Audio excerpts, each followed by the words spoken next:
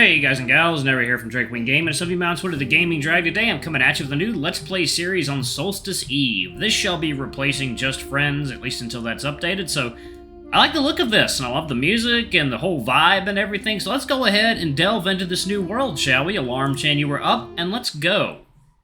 Day 53! The day of the Solstice Festival. Okay, jumping in deep, okay, I respect that. What? Everything's on fire! Alright.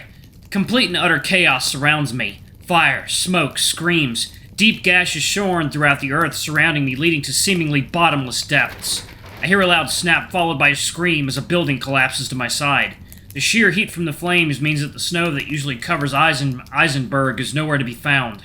Even the stone buildings erected by the ancient dwarves can't withstand the heat. How? How did this happen? How did things go so wrong? And where is Darwin? I have to find him. 2 days until the Solstice Festival. I've been here before, in this impossibly large set of ballrooms devoid of any sense of life. Past every set of pillars lies another room, the endless set stretching out as far as I can see. Blindingly bright lights loom above me, casting harsh shadows onto the marble flooring. It's a sight that should be alien, and yet it's oh so familiar to me. The instruments of a faraway band reverberate throughout the ballroom. I move towards it, following the source of the noise. Am I even moving in the right direction? Something is watching me. I know that I'm alone. Something is watching me. This place shouldn't exist. What am I even walking towards? What am I doing? Every meaningless step I take makes me grow increasingly certain of that simple fact. Something is watching me. That's always how it is. Someone is... Oh! This is a dream. Caught on to that one pretty quick.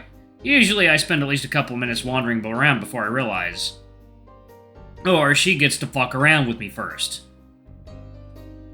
Hello, Shell. Lovely to see you again. She tilts her head, giving me an incredulous look. Likewise, dear. The ghost says that word with an uncharacteristic venom in her voice. No, uncharacteristic is the wrong term to use for this. She's a figment of my imagination. She's someone else entirely. How rude. Not that you're wrong. You never got to know me well enough, after all. I was only your wife of 30 years. It's only natural you'd get most of the details wrong. Sure. She remained silent. Makes sense. She's already gotten to chastise me for just about everything she could in past dreams. It's funny, isn't it? The mine's dried up. The keystone shortage is getting worse by the week. But this place is just as opulent as ever. She's not wrong. Goes to show how much of a fixture in the city the guild is. Are those really your words? Or are you just regurgitating excuses you've heard from others in the past? You know well enough that these keystones would be better used elsewhere. Keeping people warm in the dead of winter, improving the city's infrastructure.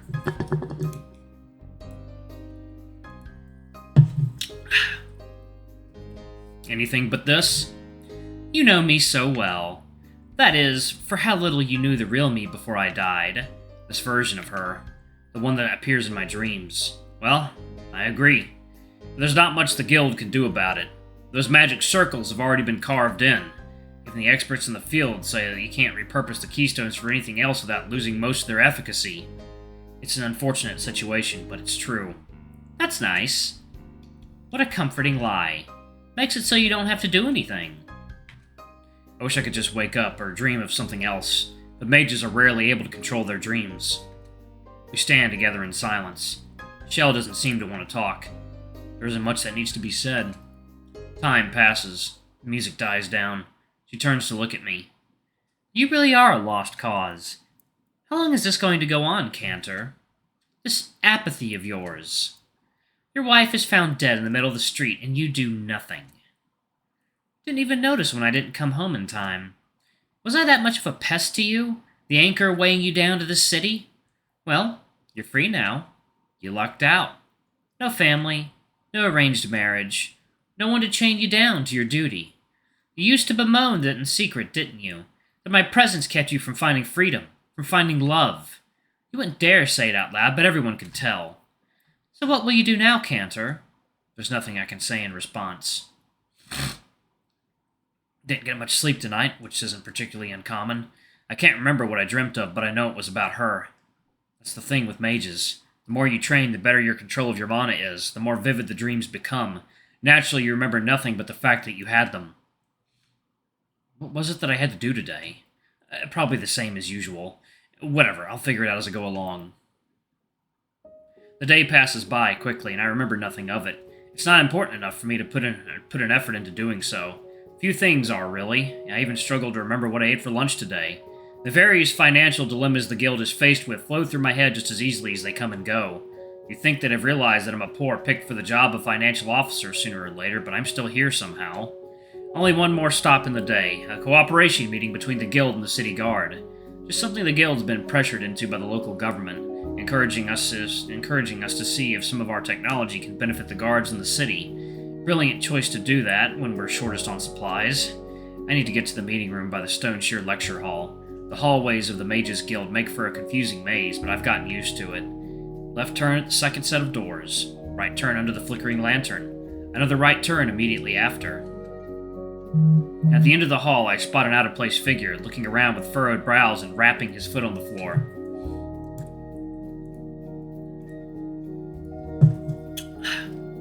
A guard? One of them might be technologically illiterate enough to get lost. He seems familiar. He's... Oh.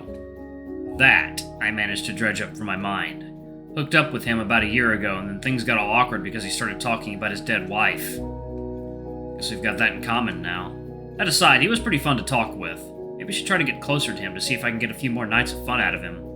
I certainly need more of those. And at this rate, he's probably going to be late if I don't head on over to guide him. Heading to the cooperation meet? He jolts around, clearly not having realized that I'm here until I started talking. That look of shock is then replaced with one of confusion. Nice to see you here, Darwin. Followed by something that I'm not really able to figure out. Oh, you're the dragonkin from back then. That I am. Seems like he doesn't remember my name. The one who had the odd situation going on with his wife. That's what he remembers me by? Your name was... Cantor. Cantor. Really, sorry about that. I'm not good with names. Happens to the best of us. Just know that if you forget it again, I will make a big deal out of it. Is that so? That's so. Oh my. Well, how have things been? Same as usual? Not really. Something happened? Shell, my wife is... gone. Darwin stops in his tracks, shocked. The words came out without me fully thinking them through. Stupid dreams, keeping my mind on the topic for longer than necessary. But this is probably not the place for that conversation. Oh, shit, He exhales. I wonder if the two of us are cursed to only ever have awkward interactions. I'm so sorry for your loss. May the stars keep her safe. Thank you. I can tell he's deeply ashamed of himself. That's how it always goes. It's exhausting. Darwin's a good guy, and given his own past, I'm sure this hurts him even more than me. Even more for him. But knowing how chatty he is, maybe it's good that I got it out of the way. It's less exhausting that way, even if I could have probably phrased it better. It was only a matter of time before I'd come up anyways. Best to get it out of the way first, try not to make too big of a deal out of it. See if I can pick up the pieces afterwards. That aside, are you heading to the cooperation meet as well? I try to veer things back on track. Oh, yeah. As the guild's financial officer, I've unfortunately got to be here. It's gotta be a fun time. He seems to still be somewhat rattled.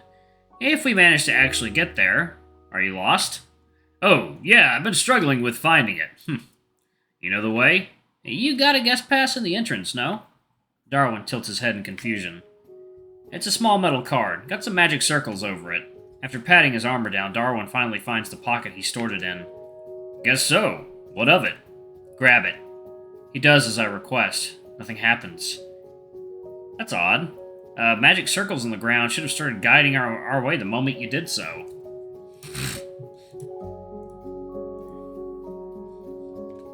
It's meant to pick up on your natural mana flow to activate the circles, even if you're untrained.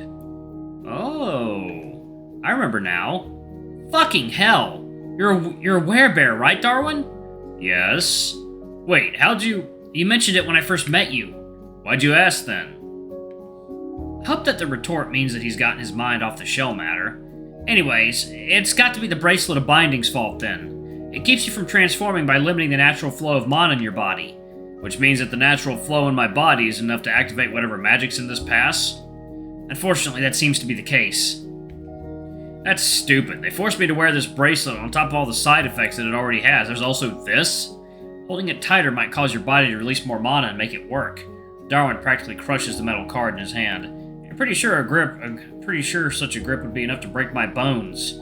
After a few seconds of exertion, the magic circles underneath us begin lighting up, and then immediately die out when Darwin's grip loosens. Is there a way to turn in a complaint about this? What good would that do? It's not important enough for involved parties to actually do something about it. It's far too big an undertaking to do so for the sake of so few people. Yeah, I'll see what I can do. Lucky you ran into me then. I'll turn on the card. Darwin hands me the card and the circle quickly lights up. Lead the way. We follow the trail light left behind by the magic circles underneath our feet. And eventually we reach the meeting room. Late. All eyes are on the two of us. Me more so than Darwin, given how much I ordinarily stand out from the crowd of humans, dwarves, and other beastkin. Not many dragonkin in Eisenberg, even less of them elsewhere in the Vidgor Mountains. A stillness hangs over the room. Darwin pauses for a moment before the dour expression on his face shifts towards a wide grin. Sorry for the late arrival. I meant to get here earlier, but I got lost along the way. Thank the stars that Cantor over here decided to take the time to help me out. He gestures to me as he says that. Without him, I probably wouldn't have gotten here at all. Ha! The informal manner of speaking stands out quite a bit compared to what I'm used to hearing from the guild members. I survey the crowd. Other than Darwin, I recognize none of the guards and city officials. As for the guild members, it's just about who I'd expect. Various heads of departments, some specific researchers. And of course, the head of the guild himself, Goran Sunt. The lion is sitting down at the head of the table, still as a statue. The way he stares at me is as unnerving as always. Take a seat, please. We're already short on time as is. With the addition of Mr. Yagan and Mr. Bryce, we're... Norland Bryce. It's Mr. Norland Bryce. The lion's gaze shifts to Darwin. As I was saying, with everyone here, we can now begin the meeting. We've got much to discuss, so I propose that we waste no more time on these formalities. The discussion isn't particularly interesting. None of the guild's recent developments have been particularly suited for combat or protection. Alright, y'all, I'm actually going to pause it right there. Thank y'all so much for watching. Don't forget to like, comment, subscribe, ring that notification bell, and check out our Patreon if you can. It always helps. Before I go, I'm going to have a quick shout out to our lovely bronze tier patrons. Thank y'all if I do for the channel. We greatly appreciate your support. Thank you to our silver tier patron, Cade Silverman. Thank you going above and beyond. It's greatly appreciated. Thanks to our 3 gold tier patrons, Zeke, Toby, and Blue Wolf Alpha. Y'all are awesome. We love you. Thank you for subbing to Ultimate Tier. Anyway, if you want to get your names in the credits, get access to all of our Not Safe for Work contents as little as $5. And if you don't want to donate to our Patreon, you can always donate using Super Thanks on YouTube. Anyway, I love you all, and I'll see y'all in the next video. Bye-bye!